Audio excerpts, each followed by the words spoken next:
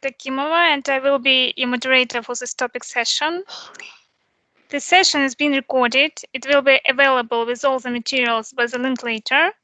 Please feel comfortable asking questions. Put your questions in the chat. We answer them at the end of the presentation. Please let me introduce the speaker.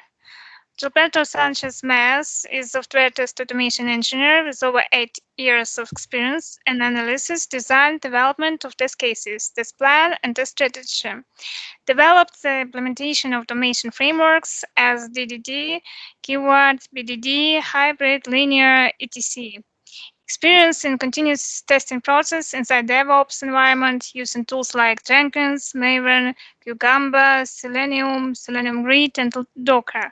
Experienced in agile methodologies using Scrum, Gilberto is passionate about testing, learning, and sharing knowledge related to the testing of software. I pass the word to Gilberto. Please, Gilberto, start the presentation. Thank you, Larissa. Good morning. You're here in Mexico. Good evening in the other side of the world. Uh, Again, my name is Gilberto Sánchez Mares. I am part from Titanium Solutions, and those are my contacts if you want to touch base more after this meeting. So the talk in this case that I will share with you guys is end-to-end testing from backend to UI and continuous testing. It's something that actually we are doing very common in the companies that we're working. In general, it's very common to start creating APIs, API testing, UI, security, performance, mobile, etc. So it's something that we start doing right now because it's very important for the companies and for the clients that we have to deliver products with the quality that they need. The agenda that we will follow in this talk is first we're going to talk about what is end-to-end testing, what are the benefits, and how we can implement it in the company, the process that we can do it. The second topic is vertical versus horizontal end-to-end testing. What's the difference, the main difference between both those kind of end-to-end? The third is continuous integration, deployment, and delivery. We will introduce these three techniques, DevOps techniques, in order to understand what we need. And the number 4 is what is continuous testing. We'll introduce very quickly what means when we say continuous testing. And the last is testing in DevOps, how we can implement it and how we can start introducing these these techniques or testing inside the DevOps process. So let's start. What is end-to-end? Here we have the testing pyramid. So previous version of this testing pyramid, we have all the information, all the site in the opposite labels. So we had in the top the unit testing, and in the base we had previously the UI.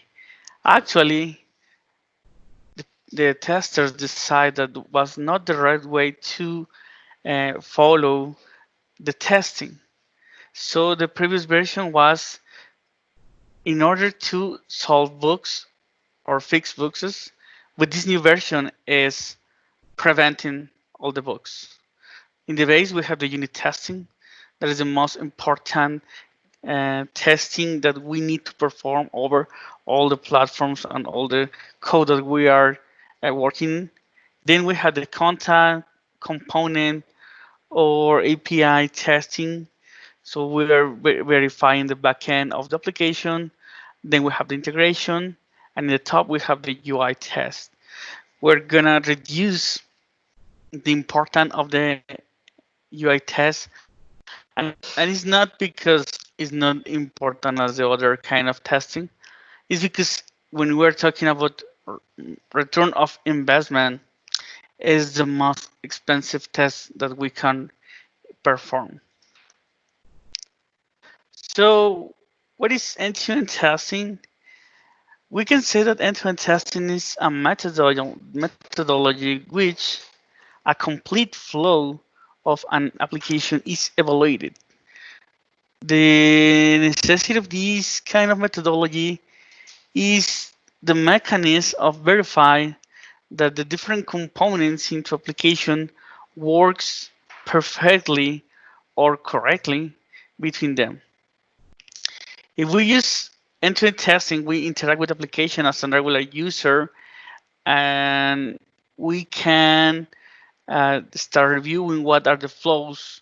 For example, if we have an e-commerce, we can start from selecting one item, see how many items we want to add, and start viewing the price, complete the cart, the checkout, and that's it.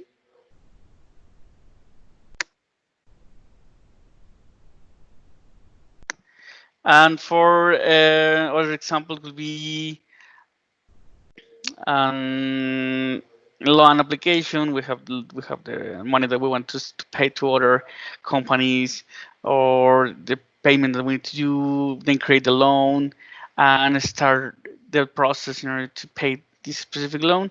And at the end, we have a result. So in general, that is end to end, and we are evaluating the expected behavior. So we have here in this image a little process that we can follow when we are creating our test automation or end-to-end testing process. That could be start with the planning. What are the flows that we need to follow? What are the business rules that we will cover? And what are the main techniques that we will use? Then we're going to design or testing using our test strategy, how we're going to use it, how we're going to implement the testing, and which kind of test we need to execute, if it includes only front end and back end interaction, and review the data consistency. And then we will execute all of these cases and test suite in order to verify the results at the end. We'll have the analysis of our end-to-end, and that is one of the most important part. We have the result if the test cases fail or the test cases pass in general. What are the benefits that we have if we try to implement end-to-end testing?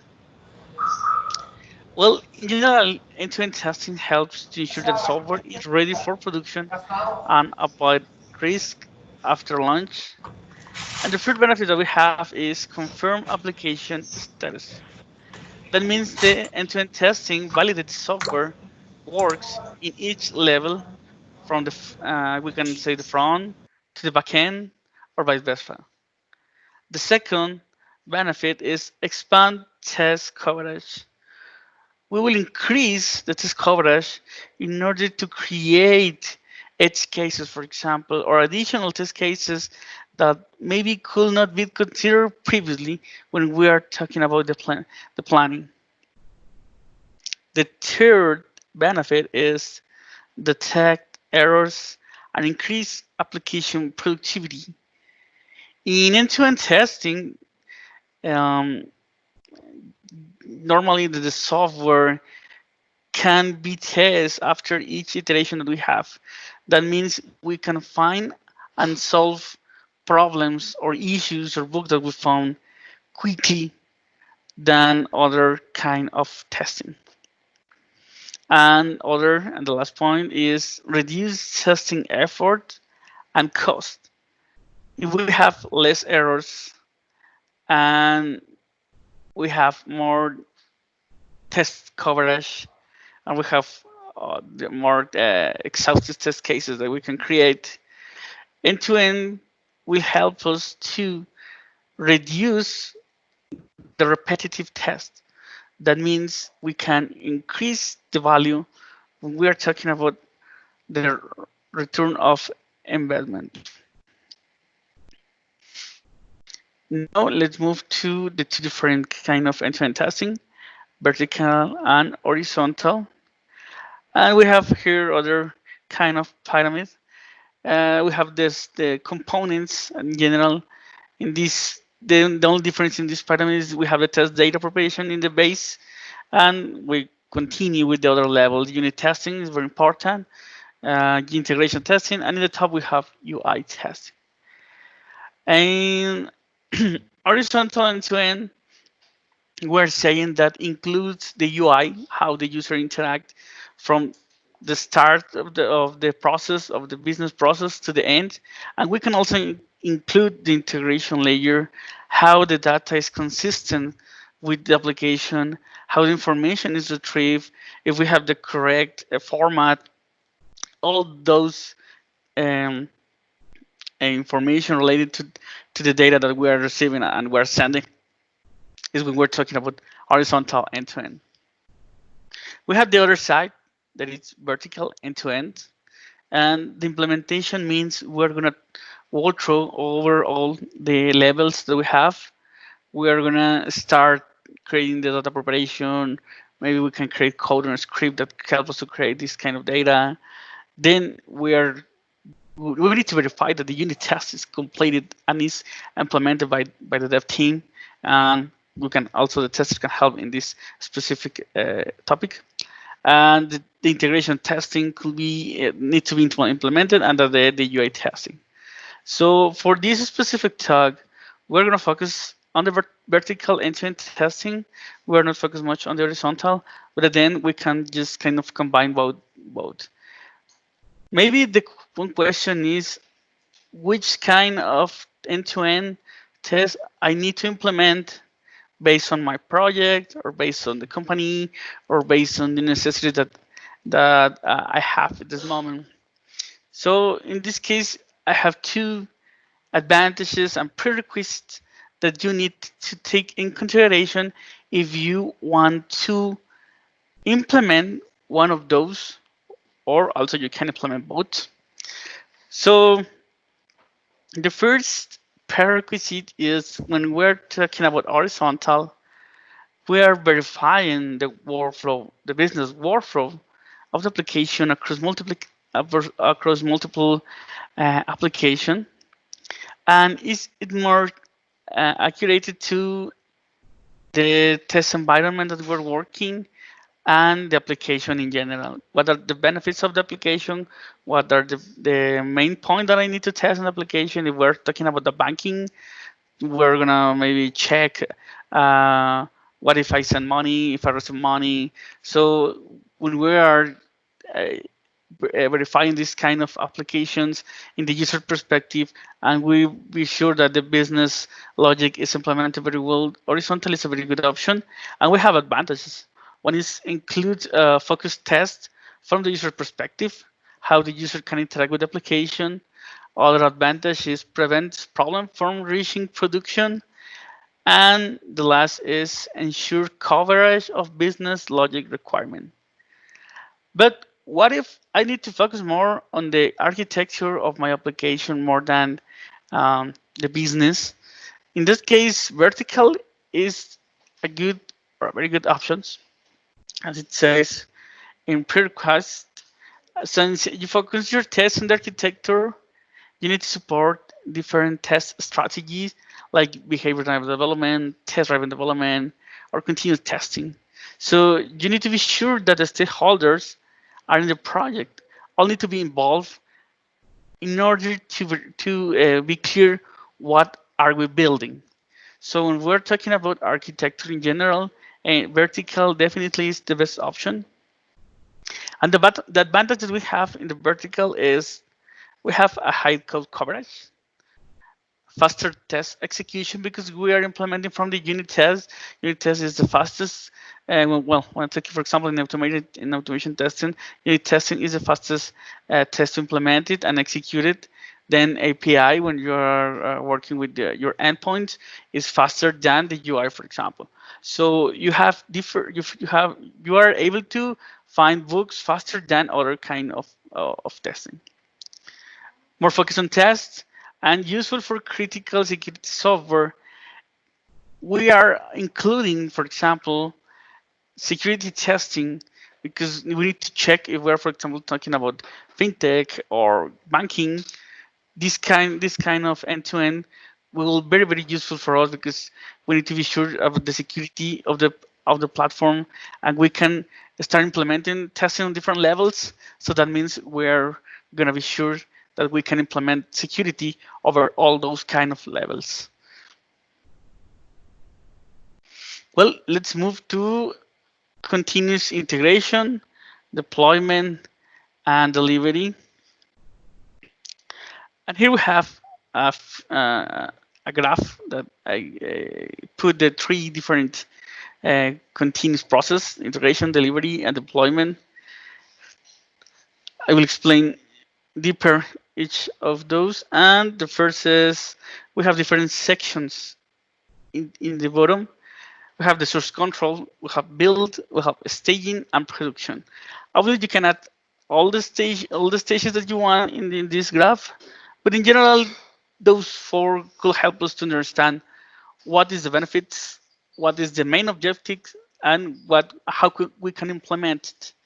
As you can see, also we have an automated word. That means all the process needs to be automated on each stage. But let's start with continuous integration. In this case, continuous integration, the developers combine regularly all the code change in a repository. Could be GitHub, Bitbucket, GitLab, and they share their code in order to has all the project centralized in some place. They can they also implement the unit testing in this side, the automated unit testing in order to verify that their code or their line of codes are completely aligned with the necessity of the project. In this case, continuous integration must have a component of automation. For example, in this case, the control version system that could be again GitHub, GitLab, wherever. And this process has a cultural component that this needs to the necessity of integrate code frequently. So for that reason, continuous integration is the base of all our continuous process, and then we can move to continuous delivery and deployment. What are the key objectives of continuous integration?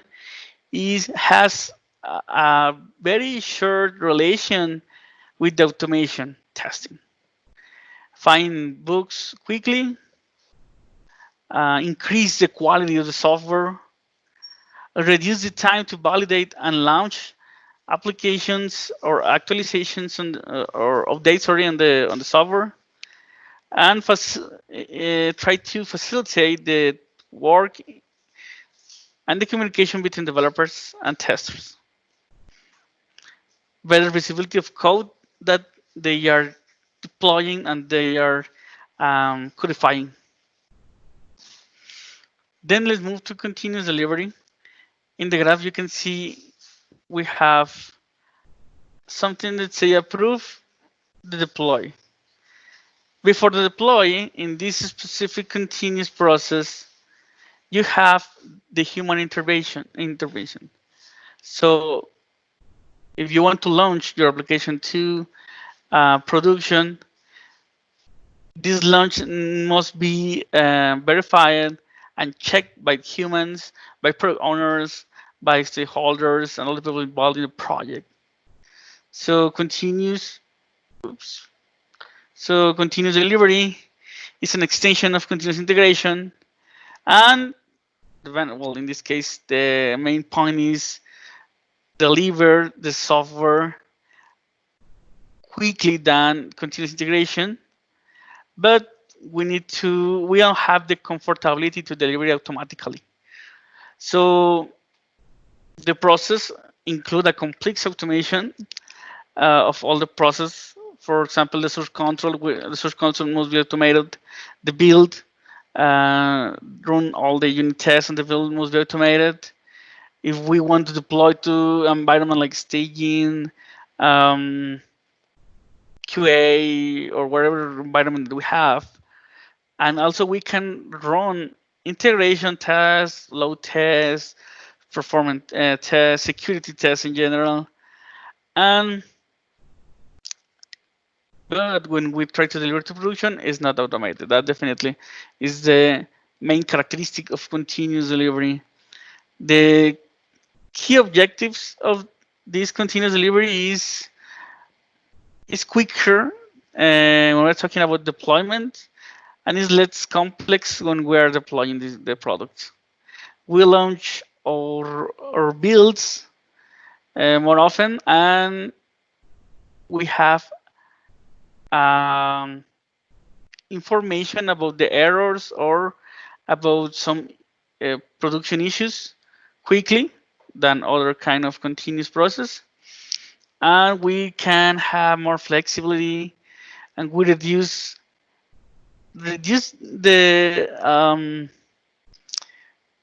it's a kind of reduce the error to deploy software what has a lot of bugs, and that means benefit for the client because the product is delivered quickly and they can use it as soon as they want.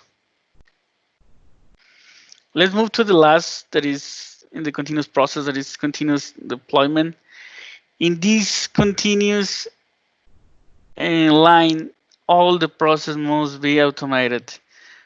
When we are getting the code from the repo, building, they'll deploy to different environments, and when we're going to deploy to production, all the complete process must be automated. For a reason, we have here this image that says automatic deploy. Continuous deployment is the most um, like advanced process when we're talking about continuous delivery. All is automated and all the integration human is minimal in the process, and the only part of human interaction is the DevOps teams that help us to deploy this automatically, and testers that be sure to create all the automation testing that they need to perform, UI, load, security, performance, whatever. But all the process must be automated. If you don't have the process automated, you are not in continuous deployment. Maybe you're in continuous delivery, or also you need to check maybe you are in continuous integration. The key objectives of continuous deployment is all the stages that we have, source control build, are automatically deployed, are automatically started when you are starting the process into your continuous process. Each new version has less risk in order to find bugs.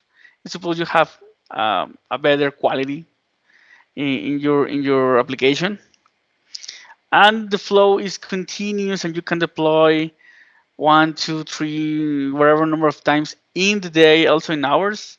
The deployment is continued in the day, in the hour, so you can have different deployments on different period of times. That is very, very cool when we are talking about continuous deployment. Continuous deployment, I think so, in personal opinion, is the point that we want to follow in our companies in order to automate all the process. Just click on a button and run the automatic deploy. Well, let's move to continuous testing. In this image, looks like the continuous testing is the main piece that connect between continuous deployment and continuous delivery. If you remember in the previous slide, we have different stages. Also, we can add more if we want. But each stage must be controlled by tests. When the developers create their code, they need to create, add, and execute their unit tests.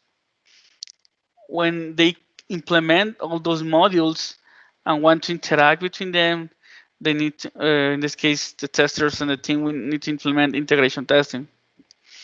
If we need to be sure that the consistency of the data, we can implement database testing.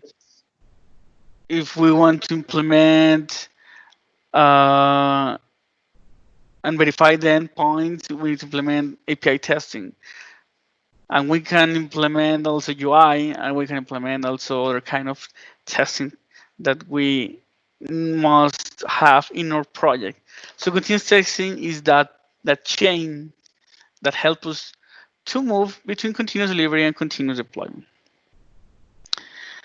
The key point of continuous testing is evaluate the risk coverture when we're talking about the commercial part of the process of the product that we are talking about.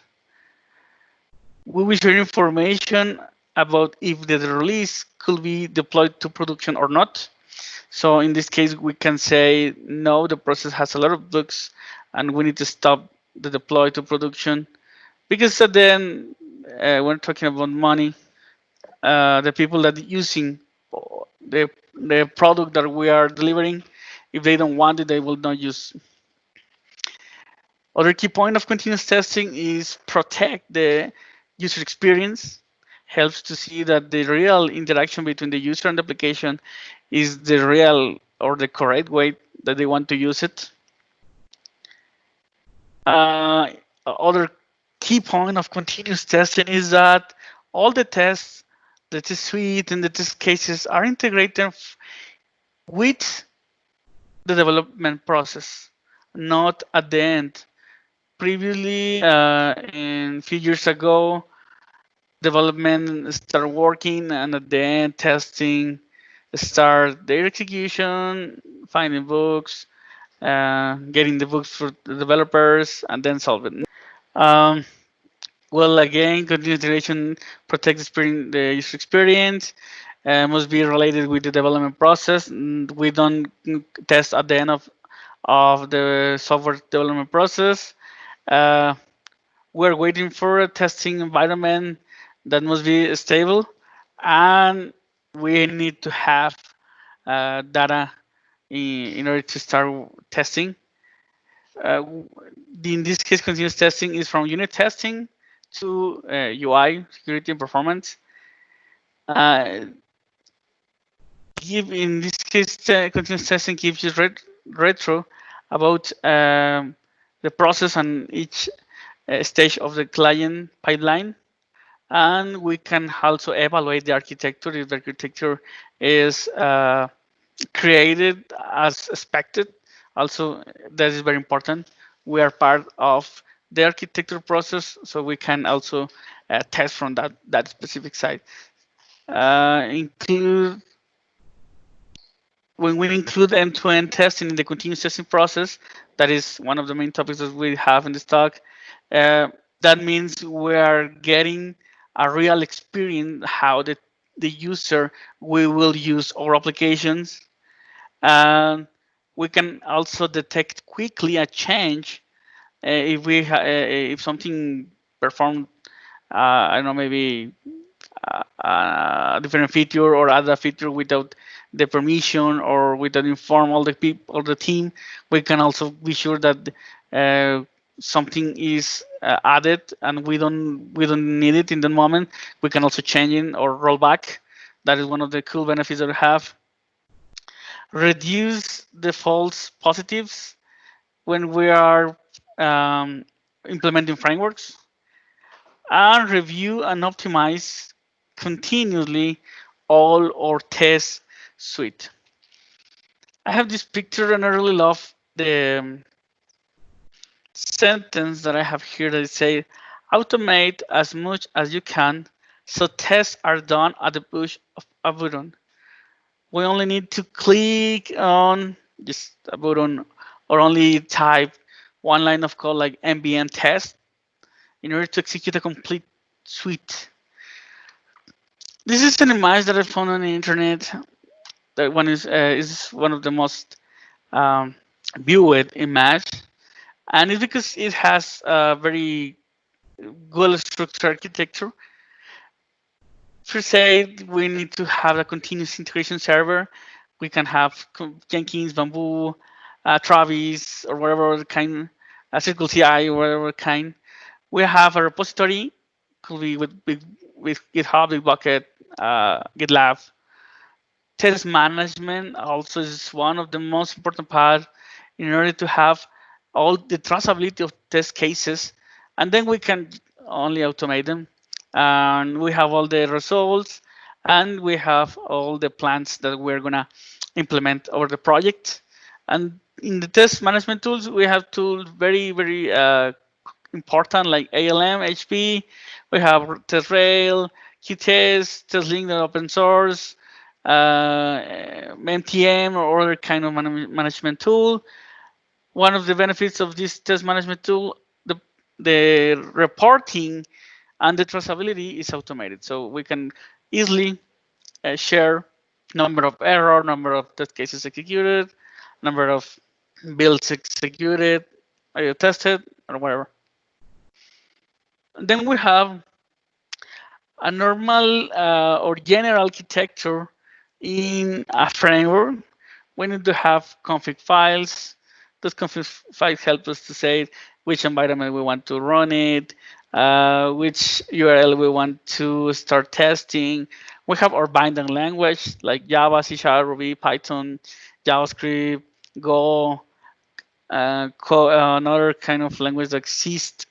We have or genetic libraries in order to get the data and this data manipulate over the different cases, handling the libraries that help us to handling elements, dialogues, and application that specify which operative system we need to run, if it's Android, iOS, Windows, Linux.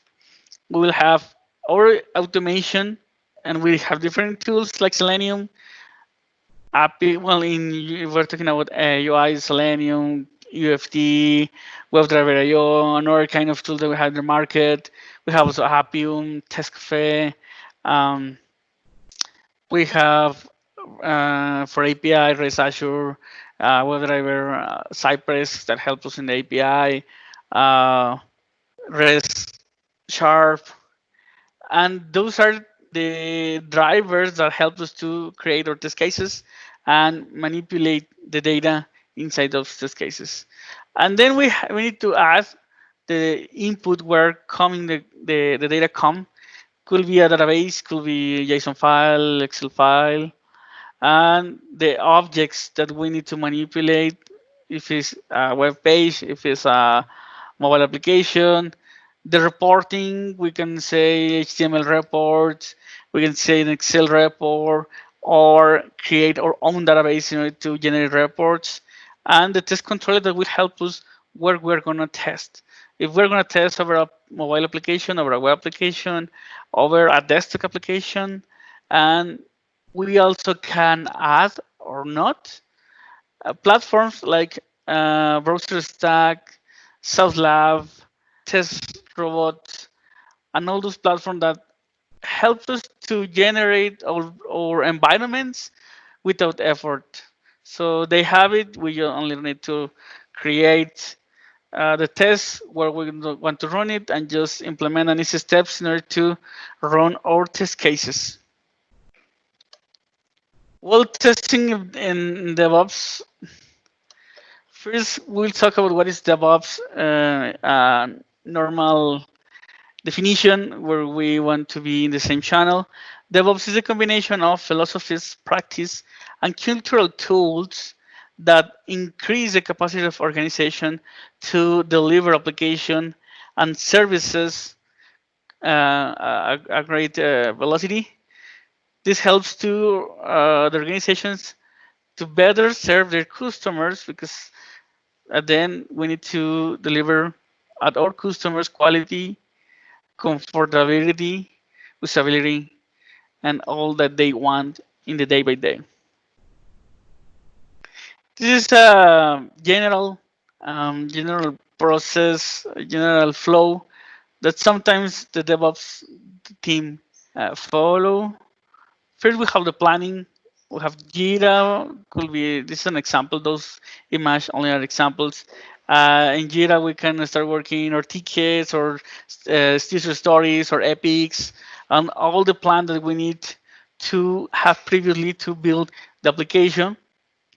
In the code, we can have this cloud-based tools like GitHub. In the build, we can use Jenkins and other kinds of CI tool. In the test, this are example Selenium, Cucumber, just to generate our test cases. Also, in between the build, test, and release, in the release, we can use Docker or virtualization, whatever is okay, depend of the necessities. And also, we have between build, test, and release, or different environments. That could be an example is dev, user acceptance test, production, and we can deploy using AWS Lambdas, Azure. If we have virtual machines or Kubernetes to deploy the different Docker containers.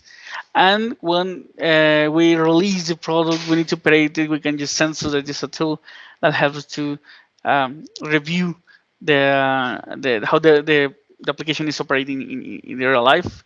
And we have also DevOps data that help us to check what what are the advances or the benefits or the error finds between the different processes plan, code, build, test, release, and operate. Only in the companies we can increase these kind of uh, steps between the DevOps, or we can reduce based on the necessities.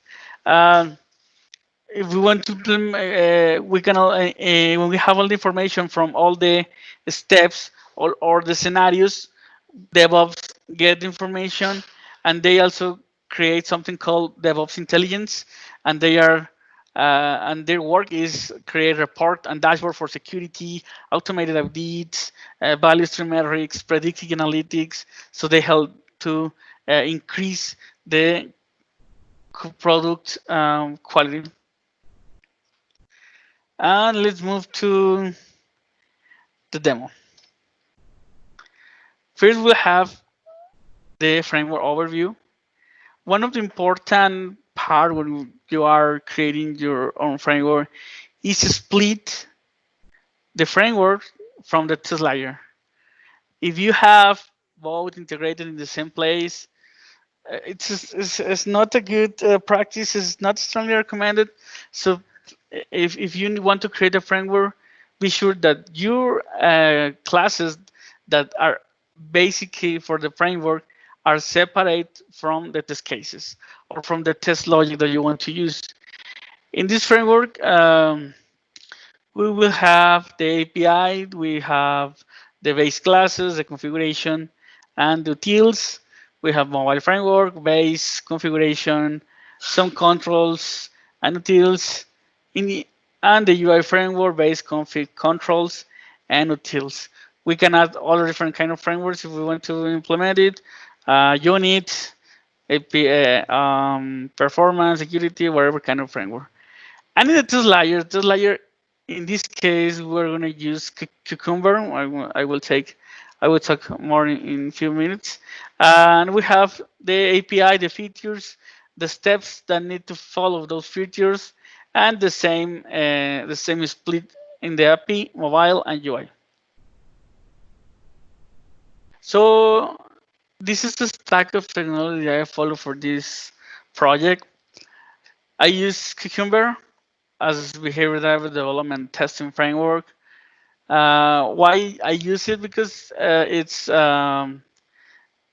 human readable, so that means you can write it on English, French, or other language that you use, and the product and all the stakeholders can be involved in the process, and they can understand what are you gonna test and how you are gonna test it. For the web and mobile framework, page object model was used as pattern as design pattern, Selenium as test driver, and Appium as test driver.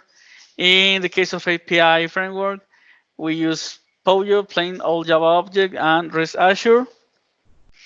For the feature files, we use Gherkin using the structure given when done. And Java as binding language, we have the step files that follow all the features and all the step features that we have, and the test data.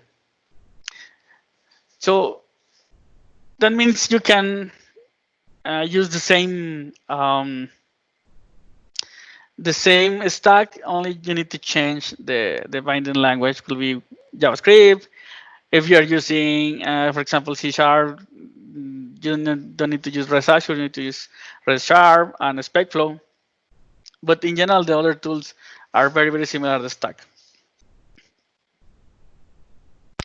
For the continuous testing schema, we have our frameworks and our stack of technologies. We have the code on GitHub. I will share the link with you guys. And we have, in this case, Jenkins as continuous integration tool, Maven for manage dependencies and manage the build process. We use Selenium. Selenium is a Docker container that has Firefox and Chrome. These containers are Linux based, and we have a fake JSON server. Also, for the mobile framework, we are trying to connect to Appium. The problem with Appium, so with Copyton, is that we're using the free version, so that we have limited time, and we are like we need to be sure that the devices are available. If not, the framework fails, and we will have our execution on real time in a server that is on DigitalOcean. Jenkins and Selenium are on DigitalOcean. I create two droplets in order to put the Selenium container. And let's move to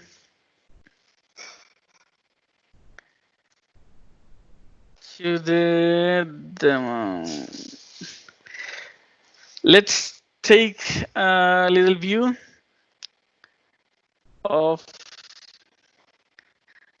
the framework. Okay. Okay. So, as you saw previously,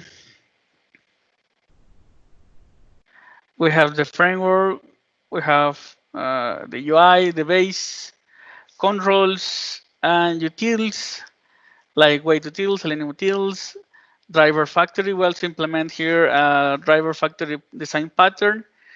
This design pattern only helps us to hide the logic of the web browsers that you want to select.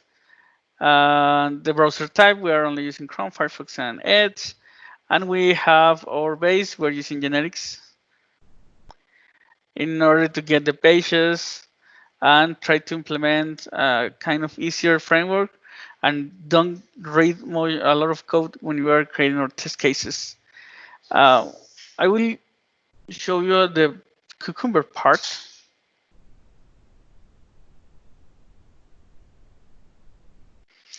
This is the simplest. And the steps. So I mentioned that I use Cucumber because it's reliable for stakeholders. They can see what are the test cases that we want to add to our test suite or what we're going to test. So in this case, something that it's a good practice when you're creating your feature file is create generic steps. For example, I click and I specify in the select. It is not a must, but you can specify it. So this step is reusable. For that reason, I have this extend steps. So I can use only one step for different feature files and only add a little logic in order to see what action I need to perform in that moment. And it's very recommendable to has these general steps that you can use over your different feature files, and you can also implement it. This is one way that we can create or feature files. This is called imperative. Um, it's imperative way to create it.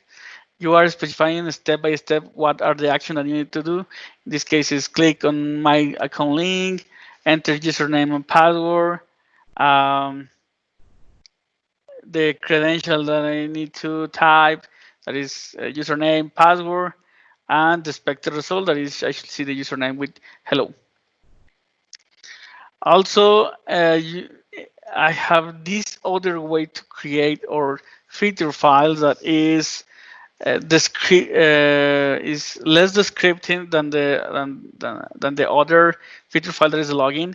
It's just I click on this item, I add card an element with color, size, and quantity. I don't split it by step. This is other way that you can use it. You can implement this, or you can implement the previous one step by step, or in a single line, all the actions that are related. In this case, I am gonna buy an element, and I am gonna go to the cart to see if I have my in this case is a t-shirt added. And the respective result, the same. I should see the items added in the total. So this is the way that you can implement it. It's different, but it's beneficial based on the necessity of the project. We use the normal page factory, but one of the difference that I really love to use is not not use the normal web element. Is create your own controls, and your own controls give you the ability to add your own methods. For example, in text box we have different methods. For button I have the only method of click get text. For text box is clear text, type enter text. For hyperlink is get text link. And you are in this case one of the benefits if you create your custom controls is you can add the logic outside using interfaces or using abstract classes. So for example, other important part is the use of Fluent command. I strongly recommend the use of if you are using Fluent command, you can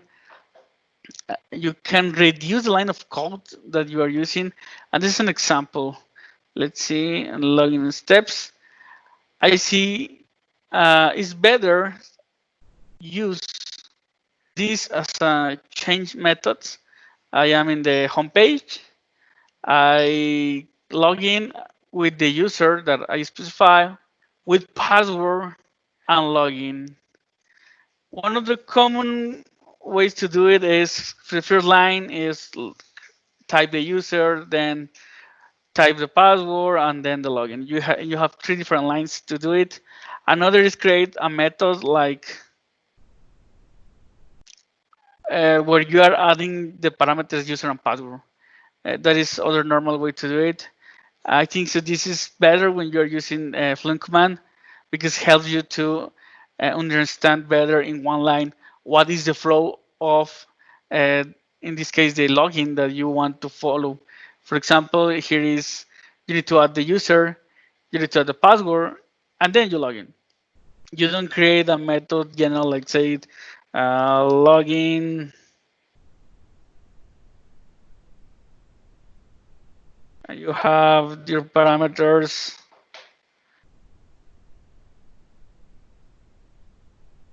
whatever, and inside you have your parameters. Now let's see. This is the framework in general. This is how you can implement Cucumber.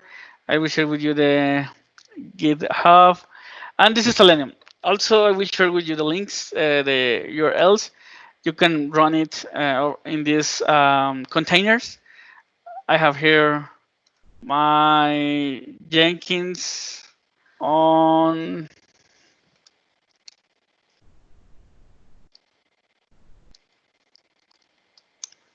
from Adopted on DigitalOcean, and in DigitalOcean I have my droplets. This is the QAZ day.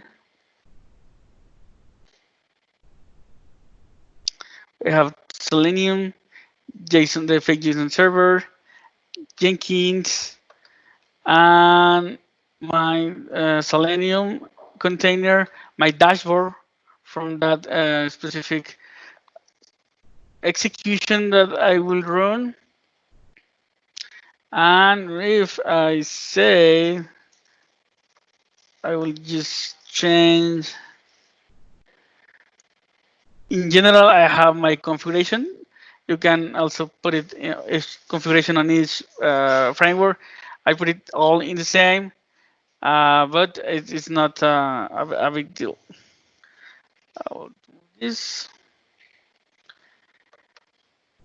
And let's run.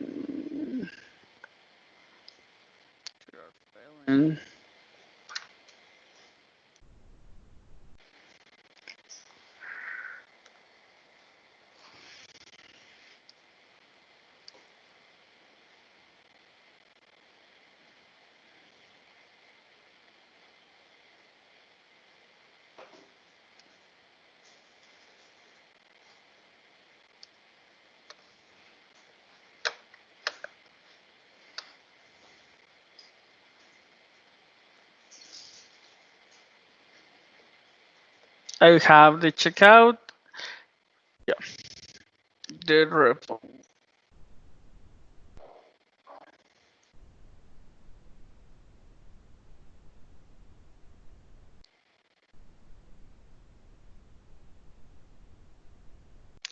It's building.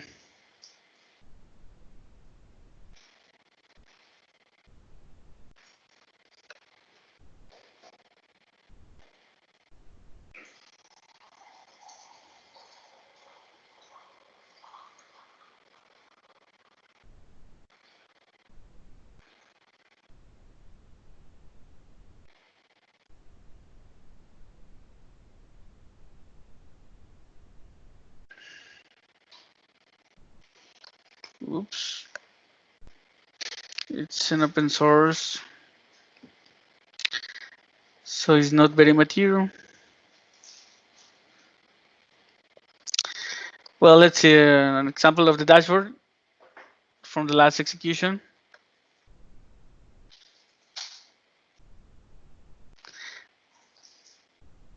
We have logs, very, very cool, from the Selenium side.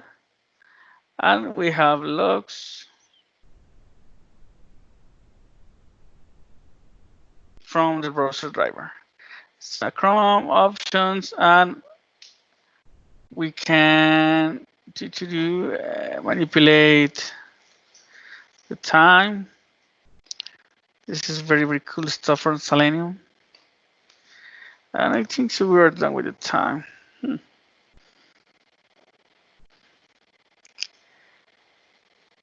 Here's the video. I was thinking by the you can see that it's clicking.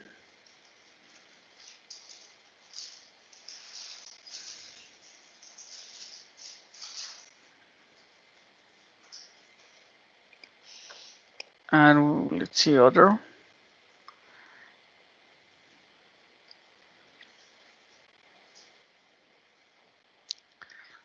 But I will share with you guys all this.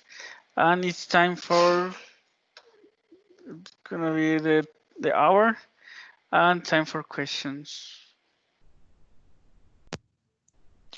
Okay, thank you very much for your presentation, Gilberto. You did really great. Your experience is awesome. Take a breath. Just a quick reminder to our audience, don't be shy to ask questions. If you want to ask Gilberto by voice, please tap the button, raise your hand in the panel below the window, or type your questions in the chat. We've got a question for you, Gilberto, from Chalaru Uda. Is it possible to test end-to-end testing if graphical user interface is not ready, and vice versa, if backend systems are not ready? Is it possible to perform end-to-end testing? If the first is the interface is ready, definitely you can do it because you can implement the vertical end-to-end testing. That means you can start helping the developers create their own unit tests, say what are the best the guidelines of test automation. You can also start creating your API testing. But yeah, you can create end to end. If you don't have the application, if you are in a new project, you don't have the architecture in general, we can say yes because as we say as we saw in the slides, when we have the vertical, we're focused on the architecture, and you can also help the developer team and the product team, the how they can implement the architecture based on the test. Also, one of those techniques that you can use is test driven development. The developer write the code and then pass. But yeah, you can implement the planning if you don't have the application ready to go. But you start working with the planning, reviewing the architecture, helping the developers how you can add your test cases or your test levels inside their own project, their own stack of technologies. Also, you can align the stack that they have. If, for example, the project is a JavaScript project with Node, Mongo, this kind of stack, you can align your test cases and your planning in order to get the same stack over the company and over the project.